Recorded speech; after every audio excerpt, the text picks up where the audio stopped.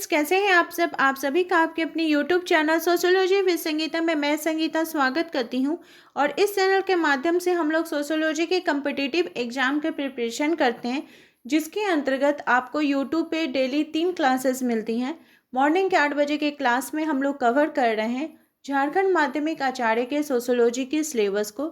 दोपहर के 4 बजे कवर कर रहे हैं जेपीएससी जेट और यूजीसी नेट के सिलेबस को। और रात के 8 बजे कवर कर रहे हैं बीपीएससी टीआरई 4.0 के सोशियोलॉजी के सिलेबस को। और दोपहर के 12 बजे मैं आप लोगों को एक टॉपिक वाइज लाइव क्लास लेती हूँ।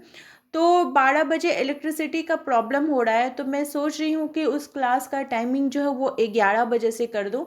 तो कल संडे है और कल इस वीक में जो भी हम लोगों ने टॉपिक को कवर किए हैं कल उसका रिवीजन होगा। और क्लास के माध्यम से ही, लाइव क्लास के माध्यम से ही मैं एक बार आप लोगों के साथ डिस्कस भी कर लूँगी कि टाइम को किस टाइम में रखा जाए, 11 बजे सबके लिए सूटेबल रहेगा कि नहीं, उसको हम लोग डिस्कस करते हुए टाइमिंग को सेट करेंगे।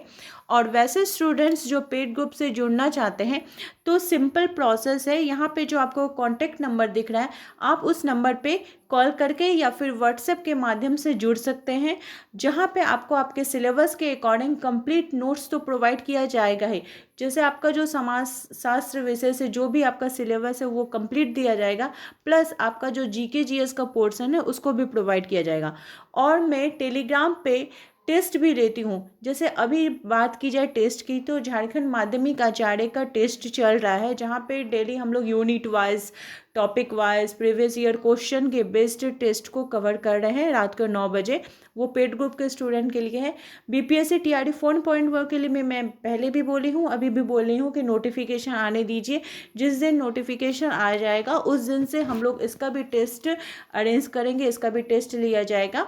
और उसके जब तक टेस्ट आपका नोटिफिकेशन नहीं आता आप तब तक आप लोग अपने सिलेबस को कंप्लीट कीजिए, जो मैं आपको नोट्स प्रोवाइड कर रही हूँ उसको प्रिपेयर कीजिए।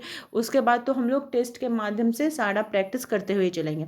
आज का जो हम लोग का टॉपिक है ये आपको टीआरई 4 में भी इम्पॉर्टेंट होगा, यूपी पीजीटी के एग्ज़ाम के लिए भी इम्पॉर्टेंट होगा।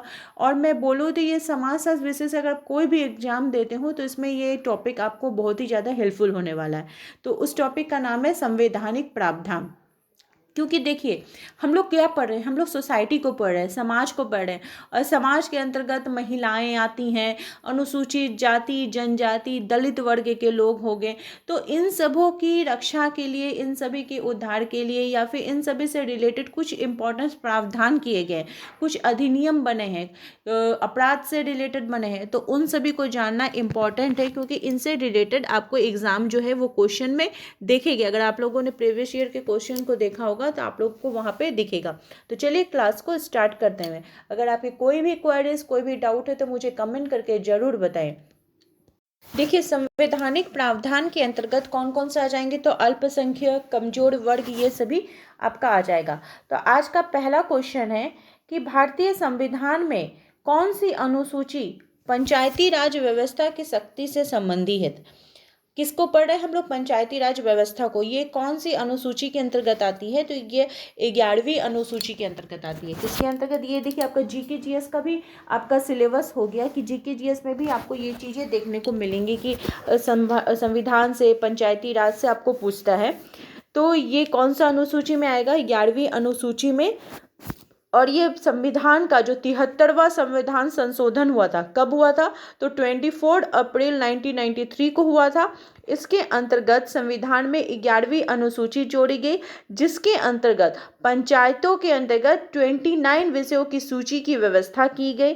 ठीक है। और इसको संविधान का 73वां संविधान संशोधन के नाम से भी जाना सकता है। इसमें पंचायतों में महिलाओं के लिए 1/3 अर्थात 33% का आरक्षण का प्रावधान किया गया था। ठीक है, जिसका कि उल्लेख कहाँ पे होता है, तो अनुच्छेद नंबर 243 में किया गया है। और इसमें अनुसूचित जाति, अनुसूचित जनजाति और महिलाओं को शामिल किया गया है। तो इन सभी चीज़ों को, इन सभी फैक्ट्स को याद रखना होगा। नेक्स्ट क्वेश्चन है कि किस संविधान संशोधन के द्वारा पंचायती राज संस्थानों के महिलाओं के लिए 1/3 आरक्षण किया गया है, तो 73वां संविधान संशोधन पंचायती राज से है। नेक्स्ट क्वेश्चन है कि भारतीय संविधान में 73वां संविधान संशोधन के द्वारा निम्नलिखित में से किन वर्गों को आरक्षण दिया गया था? तो अनुसूचित जाति को दिया गया था, अनुसूचित जनजाति को दिया गया था और महिलाओं को दिया गया था। किसमें? तो 73वां संविधान संशोधन में, यानी कि उपयुक्त में से ये तीनों ही हो जाएगा। नेक्स्ट क्वेश्चन है कि भारतीय संविधान के 73वें संविधान संशोधन के द्वारा नवगठित पंचायतों में महिलाओं को कितना % आरक्षण दिया गया? तो उनको 33% का, कितना % का? तो 33% का आरक्षण दिया गया था। नेक्स्ट क्वेश्चन है कि भारतीय संविधान का जो 73वां संविधान संशोधन अधिनियम है, ये 1992 का संबंध किससे है? तो ये पंचायती राज से। 73वां जहाँ पे नाम आ जाएगा वो किससे होगा? तो आपका पंचायती राज से होगा। नेक्स्ट क्वेश्चन है कि भारतीय संसद द्वारा 1992 में पंचायती राज बिल को स्वीकार किया गया था। किसमें? तो 73वां संविधान संशोधन में। आप देख सकते हैं ये यूपी पीजीटी के एग्जाम में पूछा गया है। ठीक है, तो बिहार के भी एग्जाम में ये पूछा जा सकता है, झारखंड के भी पीजीटी के एग्जाम में पूछा जा सकता है। नेक्स्ट क्वेश्चन है कि 73वां संविधान संशोधन में ग्राम पंचायतों में निम्नलिखित उपबंधों को शामिल किया गया था। तो कूट के अनुसार सर्वाधिक जो सही उपबंध है, सही युग में उसका चयन करने के लिए बोला गया है। क्या क्या बोल रहा है? कि महिलाओं के लिए आरक्षण, दलितों के लिए आरक्षण, निर्णय लेने में ग्राम सभा को शामिल करना और जनता की भागीदारी। तो इसमें कौन सा हो जाएगा? तो आपका महिलाओं के लिए आरक्षण हो जाएगा, दलितों के लिए आरक्षण हो जाएगा और निर्णय लेने में कौन शामिल हो रहे हैं? तो ग्राम सभा शामिल हो रहे हैं। तो ये तीनों ही हो जाएगा। ये देखिए आपका यूजीसी नेट जेआरएफ का क्वेश्चन है। नेक्स्ट क्वेश्चन है कि यहाँ पे कौन सा सुमेलित नहीं बोला जा रहा है, तो हम लोग को देखना पड़ेगा, हम लोग को याद करना पड़ेगा कि कौन कौन सा सही है। तो जैसे विशेष विवाह अधिनियम कब बना था? 1954 में। हिंदू विवाह अधिनियम 1955 में। हिंदू उत्तराधिकारी अधिनियम 1956 में और दहेज 1961 में। पहले विशेष आता है 1954 में, फिर हिंदू विवाह आएगा 1955 में, फिर उत्तराधिकारी आएगा 1956 में और दहेज आ जाएगा लास्ट में, दहेज निरोधक अधिनियम 1961 में। नेक्स्ट क्वेश्चन है कि अनैतिक व्यापार निवारण अधिनियम किस वर्ष पारित हुआ था? तो 1956 को। कब पारित किया गया था? तो 1956 को, जिसको कि उसका नाम क्या था? आपराधिक कानून संशोधन अधिनियम 2013। क्या नाम था? आपराधिक कानून संशोधन अधिनियम 2013। अच्छा, मैं आप लोगों को एक बात बोलना चाहती हूँ कि जैसा मैंने आप लोगों को एनसीईआरटी का सीरीज करवाया था, तो उस क्लास को मैं आप लोगों के लिए रेगुलर रखूँ, चैप्टर वाइज जो हम लोग थ्योरी को कंप्लीट कर रहे थे, फिर उससे रिलेटेड एमसीक्यू को कवर कर रहे थे। अगर आप लोग बोलिएगा तो उस क्लास को फिर मैं फिर से आप लोगों के लिए लूँगी। ठीक है, तो एक बार मुझे कमेंट करके आप लोग ज़रूर बताइएगा। ठीक है, नेक्स्ट क्वेश्चन है कि काका कालेलकर आयोग की स्थापना कब हुई थी? तो काका कालेलकर आयोग की स्थापना 29 जनवरी 1953 को हुई थी। कब हुई थी? 29 जनवरी 1953 को। भारत में कौन सा पंचवर्षीय योजना अंतिम थी? कौन सा पंचवर्षीय योजना जो थी वो अंतिम थी, इसके बारे में, इसके संदर्भ में बात करिए। तो भारत की बात की जाए तो पंचवर्षीय योजना कौन सी अंतिम थी? जो 12वीं योजना है, 12वीं पंचवर्षीय योजना, जो कि 2000 वर्ष 2012 से लेकर 2017 था, क्योंकि 5 वर्ष का था, पंचवर्षीय था, ये अंतिम था। और ये पूरी तरह से किसमें, मतलब ये जो पंचवर्षीय योजना, हर एक योजना का अपना अलग अलग मोटिव था। तो इसका क्या था कि समावेशिक विकास पर यह केंद्रित था तथा इसका जो थीम था वो था तीव्र समावेशी एवं सतत विकास। और इस योजना में गरीब, स्वास्थ्य से, शिक्षा से, आजीविका का अवसर प्रदान करने पर विशेष जोर दिया गया। और भारत में प्रथम पंचवर्षीय योजना की शुरुआत कब की गई थी? तो 1951 में। नेक्स्ट क्वेश्चन है कि हिंदू विवाह अधिनियम 1955 में मनाही है। किस चीज़ का मनाही है? तो जो सपिंड विवाह है उसका मनाही है, यानी कि माता एवं पिता दोनों पक्षों में से 3-3 पीढ़ियों के सपिंडों में परस्पर विवाह पर रोक लगा दी गई है, परंतु किसी समूह की प्रथा या परंपरा के द्वारा इसे स्वीकृत भी किया गया है, इसको वैध भी माना गया। नेक्स्ट है दहेज निरोधक अधिनियम किस वर्ष से पारित हुआ था? दहेज निरोधक अधिनियम तो 1961 में पारित हुआ था। बाद में इस अधिनियम में कुछ कमियां देखने को मिली, जिसको कि फिर नाम उसका चेंज करके दहेज रोक संशोधन कानून 1984 में किया गया, जिसको कि 2 अक्टूबर 1985 से लागू किया गया। और इस अधिनियम का जो मेन उद्देश्य था वो लेन देन में सहयोग करने पर, अगर लेन देन होता है तो 5 वर्ष का, मतलब दहेज लिया जाता है या दिया जाता है तो 5 वर्ष का कैद या 15,000 रुपये का जुर्माना की बात की जाती है। नेक्स्ट क्वेश्चन है कि अनुसूचित जाति तथा अनुसूचित जनजातियों की शिक्षा तथा आर्थिक हितों की रक्षा के लिए भारतीय संविधान का किस अनुच्छेद में इसके संदर्भ में बात की गई है? तो अनुच्छेद 46 में अनुसूचित जाति और अनुसूचित जनजातियों की शिक्षा से रिलेटेड है 46। नेक्स्ट है कार्य स्थल पर महिला उत्पीड़न रोकथाम निषेध अधिनियम कब किया गया था? ये क्वेश्चन आपका आया। राज्य स्तर पर महिला उत्पीड़न एवं रोकथाम निषेध निवारण अधिनियम जो है ये 2013 में अस्तित्व में आया था। और इसके अंतर्गत अगर कार्य स्तर में किसी महिलाओं के साथ दुर्व्यवहार होता है तो उसके विरुद्ध फिर कार्यवाही की जाएगी। नेक्स्ट है भारत में समान पारिश्रमिक अधिनियम किस वर्ष पारित किया गया था? कि समान पारिश्रमिक देना है 1976 में। और इसका जो कार्यान्वयन करना है, इसका जो कार्य को निवारण करना है वो केंद्रीय क्षेत्र और राज्य क्षेत्र 2 क्षेत्रों में देखते हुए करना है। नेक्स्ट है कि किस वर्ष अनुसूचित जाति परिभाषित शब्द को परिभाषित किया गया था? कि अनुसूचित जाति, तो ये 1932 में जो बंगाल के तत्कालीन प्रांतीय सरकार थे उनके द्वारा भारतीय मताधिकार समिति के समक्ष अनुसूचित जाति का नाम प्रस्तावित किया गया था। उसके बाद भारत सरकार अधिनियम 1935 में इसको पहली बार इन वर्गों की सूची के लिए एक अलग अनुसूची के रूप में जोड़कर किया गया, जिसको कि क्या बोला गया? दलित वर्ग के रूप में इसको वर्गीकृत किया गया। नेक्स्ट क्वेश्चन है कि कौन सा समिति जनजाति मुद्दों से नहीं जुड़ा हुआ है? तो धानुका समिति, लोकुर समिति, भूरिया समिति, एल्विन समिति, ये सब जनजाति मुद्दा से जुड़ा है। लेकिन जो धानुका संबंधी समिति है वो जनजाति से रिलेटेड नहीं है। ठीक है। लोकुर समिति 1965 का गठन कब हुआ था? तो अनुसूचित जनजातियों के लिए इसको गठन किया गया था। और भूरिया समिति का 1991 में किया गया था। एल्विन समिति का 1959 में किया गया था। तो इन सभी चीज़ों को याद रखिएगा।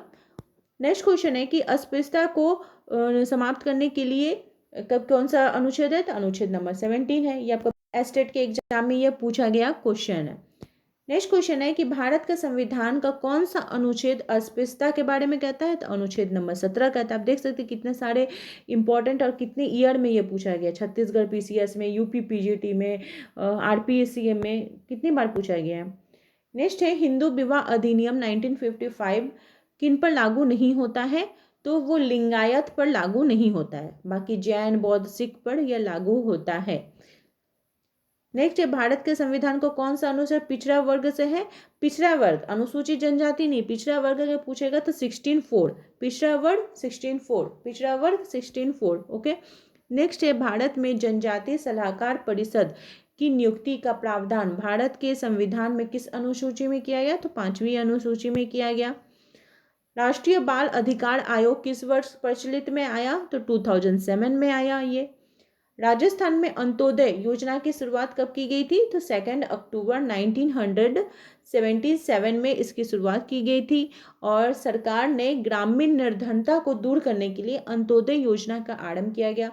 इसके अंतर्गत राज्य के लगभग 33,000 गांव में प्रत्येक गांव के लोगों के द्वारा चुने गए गांव के सबसे गरीब 5 परिवारों को हर संभव सहायता देने का इसमें योजना बनाई गई थी। नेक्स्ट क्वेश्चन है अनुसूचित जनजाति के लिए राष्ट्रीय आयोग का सृजन भारतीय संविधान के किस संशोधन के द्वारा किया गया था? तो अनुसूचित जनजाति के लिए राष्ट्रीय आयोग का सृजन भारतीय संविधान के 89वें संशोधन अधिनियम 2003 के द्वारा किया गया। नेक्स्ट है भारत सरकार द्वारा पहला भ्रष्टाचार निरोधी अधिनियम कब पारित किया गया था? तो 1947 में पारित किया गया था। नेक्स्ट है दहेज निरोधक संशोधित अधिनियम 1986, इसका नाम ही है ये। ठीक है, दहेज निरोधक संशोधित अधिनियम 1986। इसके अंतर्गत दहेज का अगर दोषी पाया जाएगा तो व्यक्ति को कितना रुपये का जुर्माना लगाने की बात की गई थी? तो 15,000 रुपये का। कितना? 15,000 रुपये का जुर्माना। भारतीय दंड संहिता कि किस धारा के अंतर्गत पत्नी पति के दुर्व्यवहार की शिकायत कर सकती है? तो धारा 497 के अंतर्गत। नेक्स्ट क्वेश्चन है स्त्रियों तथा कन्याओं का अनैतिक व्यापार निरोधक अधिनियम कब पारित हुआ था? तो 1957। स्त्रियों का अनैतिक व्यापार और निरोधक अधिनियम ने 1956 में हुआ था। और देखिए यूपी पीजीटी के एग्जाम के 2005 में पूछा गया, 2009 में पूछा गया, 2010 में भी पूछा गया है। नेक्स्ट क्वेश्चन है, राष्ट्रीय पिछड़ा वर्ग वित्त और विकास निगम का गठन किया गया था, कब किया गया था? तो 13 जनवरी 1992 को किया गया था। ये सब चीज को याद में रखना होगा, ठीक है। हिंदू कोड बिल, लड़कियों का जो हिंदू कोड बिल बना था उसमें लड़कियों के कानूनी विवाह की उम्र को बढ़ाकर 15 वर्ष किया गया था। तो कब बना था ये 1956 में बना था। शारदा एक्ट 1929 में बना था। शारदा एक्ट कब बना था? 1929 में, जिसके तहत 14 वर्ष से कम आयु की लड़की का विवाह कानूनी अपराध बोला गया था। और हिंदू विवाह अधिनियम कब बना? 1955 में, जिसमें लड़कियों की विवाह की उम्र 15 वर्ष कर दी गई थी। तो ये आप एक क्वेश्चन से 3 क्वेश्चन को समझ लिए। नेक्स्ट है, राष्ट्रीय हरित प्राधिकरण अधिनियम कब पारित हुआ था? तो 2010 में। कब पारित किया गया था? 2010 में।